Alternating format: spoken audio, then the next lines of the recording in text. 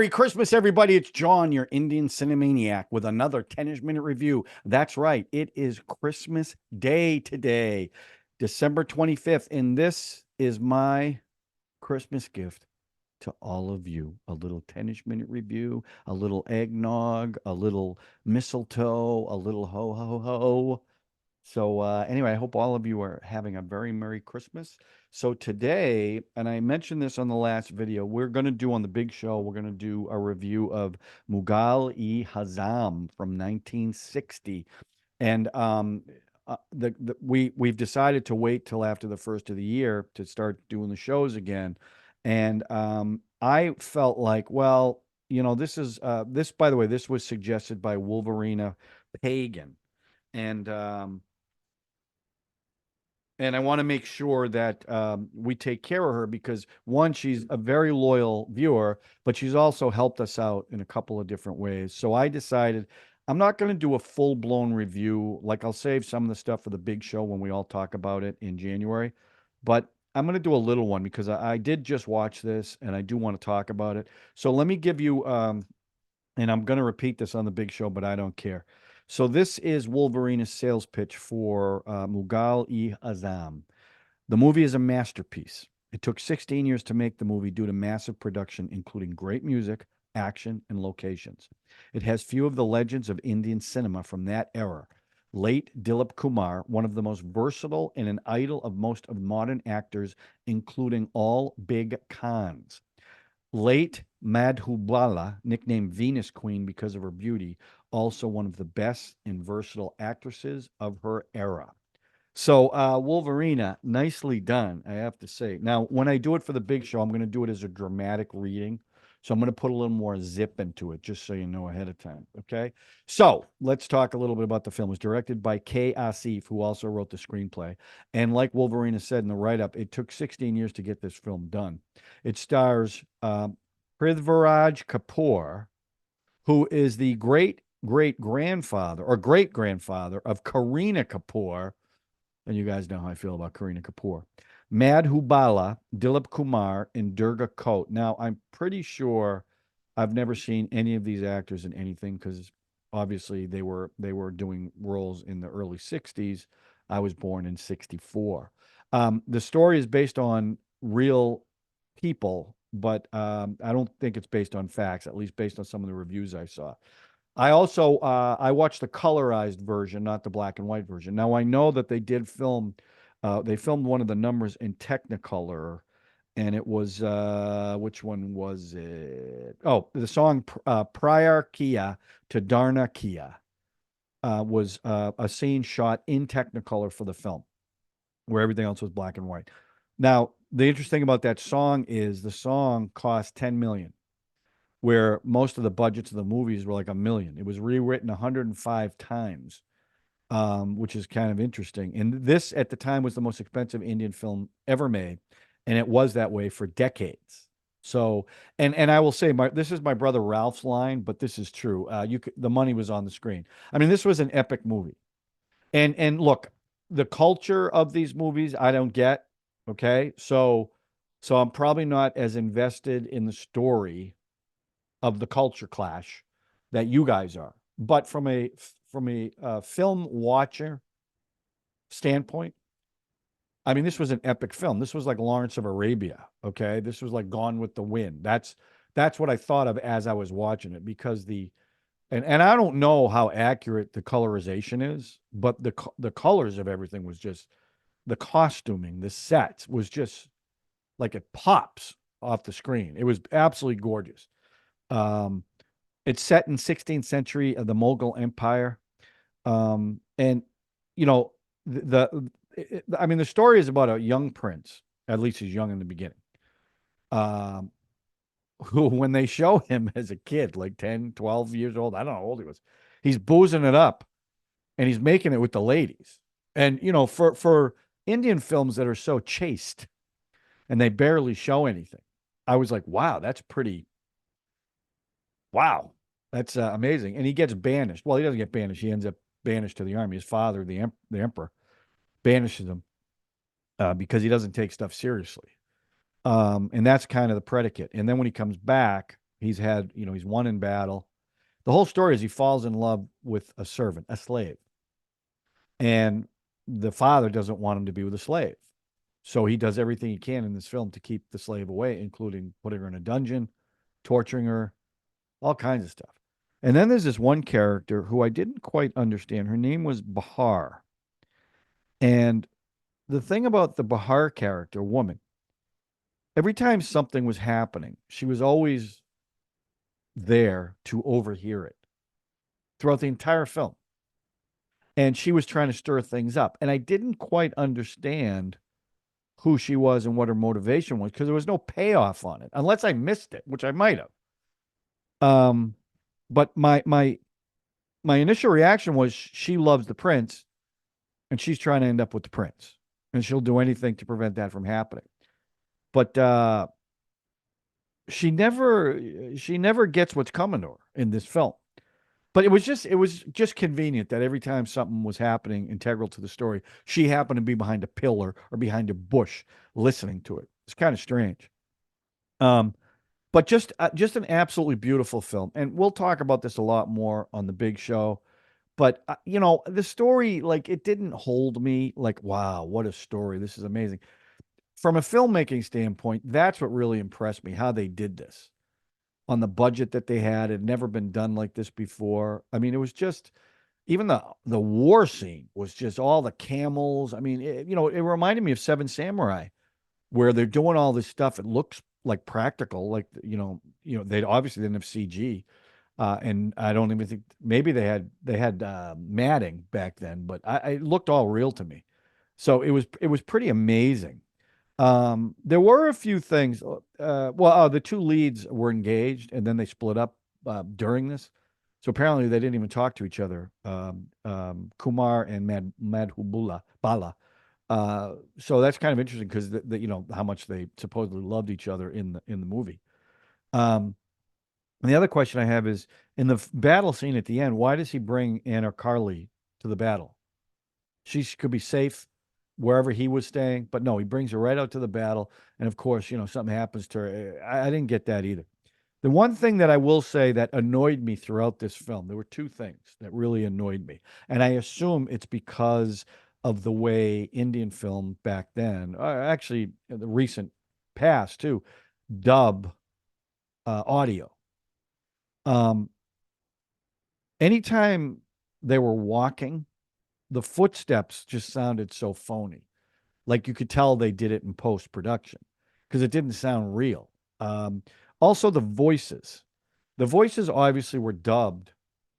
It wasn't live recording, obviously, but the dubbing, all the voices sounded like they were in a tunnel, and I found it a little bit distracting because it took away from the reality of the dialogue. Um, but those are my two biggest complaints about the film. But other than that, from a filmmaking standpoint, man, I tell you, it was something else to watch. I understand why Wolverina loves this. And as I was reading the reviews of it, I mean, people love this movie, and it was gigantic when it came out. Um, in fact, people from Pakistan, where the countries had been partitioned, were making trips specifically to see the movie. So I get it. I mean, it was something to see. Um, and I was able to, I had it on my laptop. I was able to project it on my big screen TV, so it looked fantastic. I'm kind of curious. I might even take a look at the black and white version because the shadowing and stuff tends to be a little sharper when you see the actual black and white version versus the colorized version. So I might take a look at some of the scenes. But yeah, I really enjoyed this. I understand why Wolverina, this is one of her favorite movies. So thanks for that recommendation. I'm glad I got to see an epic, classic film of um, of India. So I'll give this one 4 Ladoos. I'm not going to give it 5 because I wasn't totally into the story, but from a film watcher, a filmmaking perspective, yeah, I definitely give it 4 Ladoos. So thank you for that, and I'll talk more about it when we do it on the big show in January. Now, as a bonus, that's right, a bonus. Why? Because it's the most wonderful time of the year. Hold on a sec. Uh, I watched a Netflix series that was recommended by somebody, and it's called The Romantics. and it's a documentary on Netflix. It's 5 episodes. I've watched all 5. It was directed by Smriti Mundra, and it's really the story of Yash Raj Films, or really Yash Chopra, the legend of Hindi cinema. Um, and I found it really interesting, and I think I'm glad I watched it when I did, because we've been doing this now for over a year, and it was what was so cool was, as I'm watching it and they start interviewing all the actors who've been in the films, I recognized 80% of them because I've seen so many of these movies. So that was really cool. And I knew nothing about Aditya Chopra, the brother, who really took Yash Raj Films to the next level. Because even Yash was a little hesitant to do some of the stuff that the son wanted to do.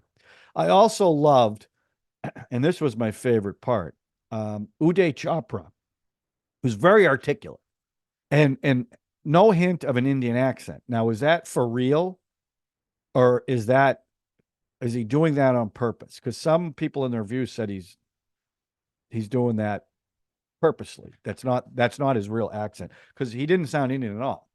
He sounded American, very American. And I know he does stuff in Hollywood right now. He's a producer in Hollywood. But what I loved was, because I love the Doom series. And by the way, they do a section on the Doom series, and they talk about how big it was. And I'm the one on the big show that loves the Doom series, including Doom 3 that most of you hate. I love it. They spent a lot of time on that. But Uday Chopra is the worst thing in the series, and they pretty much admit it, that he's not very good. And even they even tried to make him a star, and they couldn't.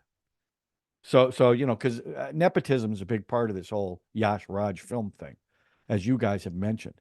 But I just thought that was hilarious, because I'm like, see, I'm not the only one. Even his family feels that way. Um, but they did a lot of interviews, and Shah Rukh Khan was predominantly featured in this because he's done a lot of work with them. In DDLJ, that Diwali Dulnia Le Jayenge, um, really put Shah Rukh Khan on the map. So it also made me want to watch that film, which I have not seen, in Chandi, another Amitabh Bachchan film, I think, because they interviewed him too. The one guy that they barely talked to was Amir Khan. He was in it a couple of times. Now, is that because he hasn't? I know he was in Doom 3, but I don't know if he's done any other Yash Raj films. But he was barely in it. There was a lot of Abhishek Bachchan. There was a lot of well, I mean, there was Ranbir Kapoor, Salman Khan, Anil Kapoor, Hrithik Roshan was in a lot, and they even said that Aditya used to beat Hrithik Roshan in dance contests. Now, I find that hard to believe, but Roshan said it's true. Ranveer Singh, Katrina Kaif, Anupam Kher, Bhumi Penikar, John Abraham, Ashoka Sharma, Saif Ali Khan, Kajol. I mean, I know all these actors, so listening to them was pretty cool. But I really enjoy this, and I think if you love Hindi cinema and you love that genre, I think you'll like this, because obviously Chopra went from these romance films, right, to the spy universe, to the Doom series, to more I would say more mainstream worldwide, not just India. Um, and I thought they did a good job of that. And when he died, it was funny because they kept saying he wanted to die with his boots on, and he directed one last film and died soon after. So he died with his boots on. So it was kind of bittersweet, but they were all the way they talked about it. This is the way he wanted to go. Now, here's my question to all of you, because as I read the reviews of this, and I enjoyed it, it was nice to go a little bit behind the scenes. But my question is, because this has come up a lot in other films, that there's blowback on Bollywood because of nepotism. And obviously the Kapoors, the Khans, the Bachchans, I mean, it's a very small circle that seems to do a lot of the films there. And good, bad, or indifferent, that's the reality of it. And in this film, the reviews I read was like, this is just a PR stunt for Yash Raj Films. And I mean, there's a little bit of that, but I've never heard Yadi Chopra before. So listening to him, and I guess he's kind of a recluse when it comes to doing interviews, I thought he was great. And his philosophy on filmmaking and why he made the choices he made. So I enjoyed hearing him. But it was just so cool to listen to actors that I've been watching for the last year and a half and know who they are and know a lot of the films they've been in. And again, they mentioned films I've never seen before. Now I don't know, those 80s and 90s films if I like them. Some of them, like I love Sholay, which was in the 70s. And I know that's not a Yash Raj film, but there's a bunch of films that I wrote down that I'm going to watch as a result of watching this documentary. So I would say if you like the indie films, the Hindi films, you like the Yash Raj films, you like that spy universe, I think you'll like this film. I enjoyed it, and it opened my eyes a little more to Hindi cinema. And it's nice to see people just talking as themselves. It was kind of cool to see that. So I'm going to give that one. You know what? I'm going to give that 4 Ladus also. So I gave the first film 4. I'm going to give this one 4. So if you haven't seen it, check it out. And that's it. I don't know what I'm going to do next. Probably not till after the new year, because now it's kind of crazy. But I hope you enjoyed this. I hope you enjoyed my Christmas bonus to you. That's my Christmas bonus. So if you're looking for a Christmas movie to watch, A Christmas Carol, 1951, best version of A Christmas Carol.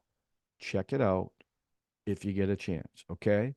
And that's it. I hope everyone enjoys the holiday. I hope you have a prosperous and healthy new year. And thanks again, everybody, for your support and for your comments. I love it, and I'm so appreciative. Thanks a lot, everyone. Have a great holiday. Have a holly jolly Christmas. It's the best time of the year. Now I don't know if there'll be snow, but have a cup of cheer. Have a holly jolly